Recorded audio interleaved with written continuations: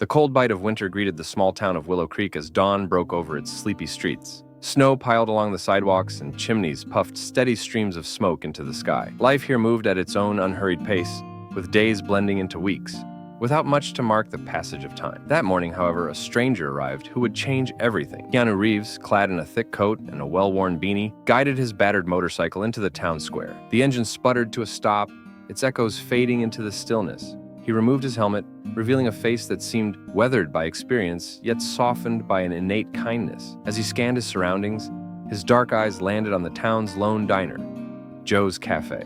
Its faded sign flickered with defiance against the passage of years. The town square was quiet, save for the faint hum of an old pickup truck idling near the general store. A couple of children, bundled in thick scarves, ran past Keanu's motorcycle, their laughter a brief interruption in the stillness. Keanu watched them for a moment, a flicker of something unreadable crossing his face. He adjusted the strap of his bag and began walking toward the diner, his boots crunching on the snow-packed ground. Inside the diner, the usual patrons sat at their familiar spots. Earl, the town's gruff mechanic, nursed his black coffee at the counter. Claire, a waitress in her 20s with dreams too big for this town, scribbled orders while managing a forced smile. Old Mrs. Henderson, the self-appointed historian of Willow Creek, sat by the window with her knitting needles clicking away. A radio played softly in the background, broadcasting a local news segment that no one seemed to be listening to. The doorbell jingled as Keanu stepped inside, bringing a gust of cold air with him. Heads turned and conversations hushed.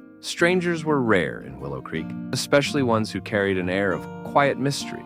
Claire approached him cautiously, pen poised over her notepad. "What can I get you?" "Just a coffee, please," he replied, his voice soft but steady. She returned moments later with a steaming mug. Her curiosity about the stranger piqued, but left unspoken. Keanu sipped his coffee in silence, observing the small-town dynamics that unfolded around him. He noticed the old photographs on the walls, capturing a time when Willow Creek had been vibrant and full of promise. Now, those days seemed like a distant memory. A faint smile played on his lips as he listened to snippets of conversation. Mrs. Henderson was recounting a story about the harsh winter of '52, while Earl grumbled about a part delivery that hadn't arrived on time. Claire moved with practiced efficiency, her eyes occasionally flicking toward the stranger, her curiosity growing with each passing minute. As Keanu finished his coffee, he glanced at a photograph near the counter. It showed a younger Mrs. Henderson standing proudly in front of a general store, the sign above her reading, "Henderson's Goods and Provisions." The pride in her eyes was unmistakable, and Keanu found himself wondering about the stories behind the faces in the photographs. He paid for his coffee, leaving a tip far larger than necessary, and stepped back into the biting cold. The streets seemed quieter now, as if the town itself was watching his every move. He walked back to his motorcycle, pausing briefly to adjust his scarf and take in the scene. Willow Creek might have been small, but to Keanu, it was a place full of potential and untold stories. The relative quiet of the diner shattered as Earl stormed through the door, his boots leaving muddy prints on the tiled floor. He spotted the stranger immediately. "Whose piece of junk is parked in front of my shop?" Earl barked, his voice cutting through the murmurs. Keanu raised a hand. "That'd be mine. I'll move it if it's in the way." Earl's eyes narrowed, taking in the stranger's calm demeanor. "Might as well move it to the junkyard. That bike's older than dirt." Diner grew silent, all eyes on the unfolding confrontation. But Keanu didn't rise to the bait. Instead, he finished his coffee, set a few bills on the counter, and said, "Thanks for the advice." Earl wasn't satisfied. He took a step closer, towering over Keanu. "You think you're funny, don't you?" Keanu met his gaze steadily. "Not at all. I just didn't want to cause any trouble." Claire stepped in, her voice firm despite the nervous flutter in her chest.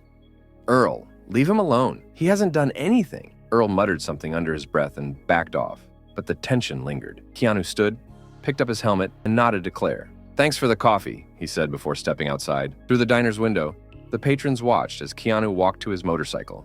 He examined it briefly, brushing snow off the seat before climbing on. The engine roared to life, and he guided the bike a few feet down the street, parking it in a less conspicuous spot. Then, to everyone's surprise, he didn't leave. Instead, he walked toward Earl's shop. Earl, still fuming, emerged from the diner and crossed his arms as Keanu approached. "What now?" he snapped. "I was wondering if you had a moment to look at my bike," Keanu said. His tone was so genuine, so devoid of malice, that it caught Earl off guard. "Why should I?" "Because I think you're the best mechanic in town," Keanu replied simply. For a moment, Earl was too stunned to speak. Then, with a gruff nod, he said, "Bring it in." Let's see what's wrong with it. As Keanu wheeled the bike into the shop, those watching from the diner exchanged astonished glances. The stranger had managed to defuse the situation, not with bravado, but with humility and respect. It was the first of many ripples he would send through Willow Creek. Inside the shop, Earl grumbled as he examined the bike, but his skilled hands worked efficiently. Keanu watched him, occasionally asking questions that seemed to surprise Earl. "You know your stuff," Earl admitted grudgingly after a while. Keanu's response was simple. "I've spent a lot of time around machines like this. There's always something to learn, though." For Earl, this was the beginning of a grudging respect. A crack in the tough exterior, he showed the world. Keanu spent most of the afternoon in Earl's shop, working quietly alongside the gruff mechanic. Earl had begrudgingly allowed Keanu to assist, though his skepticism lingered. Despite Earl's grunts and grumbles, Keanu proved to have a steady hand and an impressive knowledge of mechanics, which eventually won a reluctant nod of approval from the older man. As the sun dipped lower in the sky, casting long shadows across the snow-covered ground, Keanu parked his motorcycle near the edge of town. The spot overlooked a serene, frozen river that glimmered faintly under the pale light of the setting sun. Keanu knelt beside the bike, carefully inspecting its worn chain and tires. His movements were deliberate, as though each turn of the wrench carried a deeper purpose. "Is that your bike?" came a small, hesitant voice. Keanu looked up to see a young boy standing a few feet away, his breath visible in the cold air. The boy's name was Timmy. He was known for his curiosity about all things mechanical. His oversized winter coat and slightly crooked beanie made him appear younger than his years. "It is," Keanu replied with a smile. "Want to take a closer look?" Timmy's eyes lit up as he stepped closer, his initial shyness melting away. Keanu patiently explained the bike's components, pointing out the engine, the fuel tank, and the gears. Timmy listened intently, his small fingers itching to touch the parts as Keanu described their functions. "You really know a lot about bikes," Timmy said, his voice filled with awe. "I've spent a lot of time with them," Keanu said. "They're like old friends to me." Timmy's curiosity quickly turned into a flood of questions. "How fast can it go? Did you build it yourself? Have you ever raced it?" Keanu chuckled softly, answering each question with patience and warmth. "It's not the fastest, but it's reliable. And no, I didn't build it, but I've fixed it up more times than I can count. As for racing, well, I prefer to take things slow these days." As the two talked, the icy air around them seemed to thaw. Timmy felt a connection to the quiet stranger, sensing a depth of kindness that he couldn't quite put into words. For the first time in what felt like forever, Timmy felt important, like someone truly cared about what he had to say. Before parting, Keanu handed Timmy a small tool, saying, "Keep this. Every mechanic needs their first tool." The boy's face lit up with a mix of pride and joy, clutching the gift like a treasure. It was a moment neither of them would forget. Keanu's acts of quiet generosity began to ripple through Willow Creek.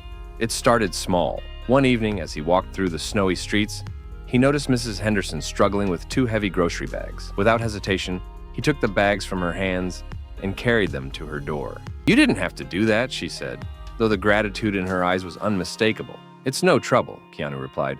"Besides, I could use the exercise." Another day, he passed by the Jenkinses' home and noticed their wooden fence had collapsed under the weight of the snow. With their permission, Keanu spent the afternoon repairing it, his breath visible in the cold air as he worked. The Jenkins family offered him a warm meal in return, which he graciously accepted, sharing stories that had the entire family laughing around the dinner table. At Joe's Cafe, Keanu stayed late one evening to fix the flickering neon sign that had been Claire's bane for years.